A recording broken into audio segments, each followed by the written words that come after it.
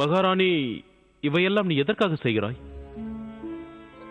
மகாராணி அல்ல, இப்பொழுது நான் இந்த நாட்டின் பிரஜை. மகாராணியின் கோரிக்கை இங்கு நிறைவேற்றப்படவில்லை.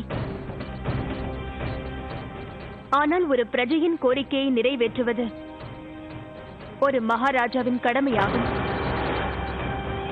இன்று நான் சமர் சிங் மற்றும் கர்மாவை பற்றி தங்களிடம் அனைத்து உண்மைகளையும் கூறிவிடுகின்றேன். அப்பொழுதுதான் தாங்கள் சரியான நியாயம் வழங்க முடியும். சமரண்ணாவின் தங்கை கல்யாணம் எங்கும் சந்தோஷம் நிரம்பி இருந்தது.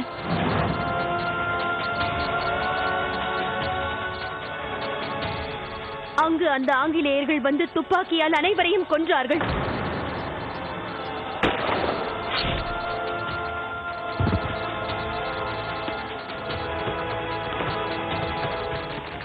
ஒரு அண்ணனாக தனது தங்கையை கணவனுடன் வழி அனுப்ப வேண்டியவர்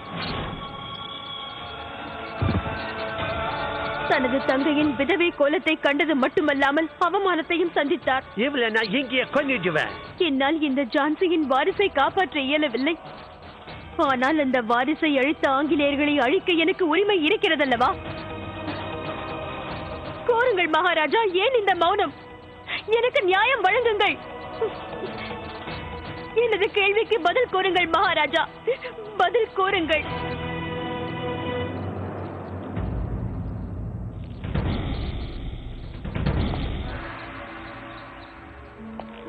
எனக்கு நியாயம் வழங்காமல் தாங்கள் இங்கிருந்து செல்வது பெரும் தவறாகும் மகாராஜா. அமைதியாக வந்து விட்டாய கங்காதர், இதுதான் உனது நியாயமா? சற்று பொறுமையாக சிந்தித்துப் பார். உன்னுடைய மனதில் நீ எண்ணியதை தான் அவள் செய்திருக்கிறாள். நான் ஏன் சிந்திக்க வேண்டும்? நான் வேண்டியது ஜான்சிக்கு வாரிசு.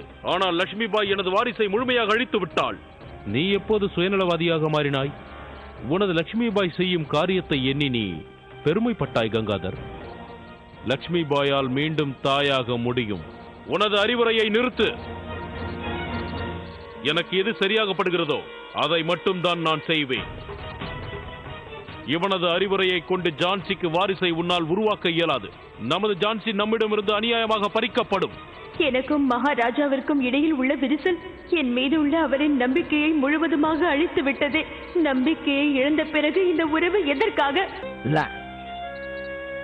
ஜான் லாங், உன்னை ஜான்சியோட அரண்மனையில இருந்து வெளியே அனுப்புனதுக்கு என்ன மன்னிச்சிடு. நிஜமாதான் உன்னை ஜான்சியோட பேலஸ்ல இருந்து வெளியே அனுப்புனதை பார்த்ததும் நான் ரொம்ப வருத்தப்பட்டேன். சார், சாப்பிடுங்க சார்.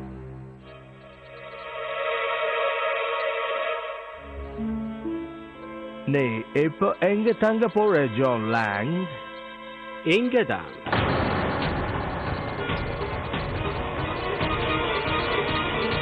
இந்த வீட்டில் தான் இனிமேல் தாங்க போறேன் mister Nelson. What? Yes. No, நீ எங்க தங்க முடியாது. இவர் இங்குதான் இருப்பார்.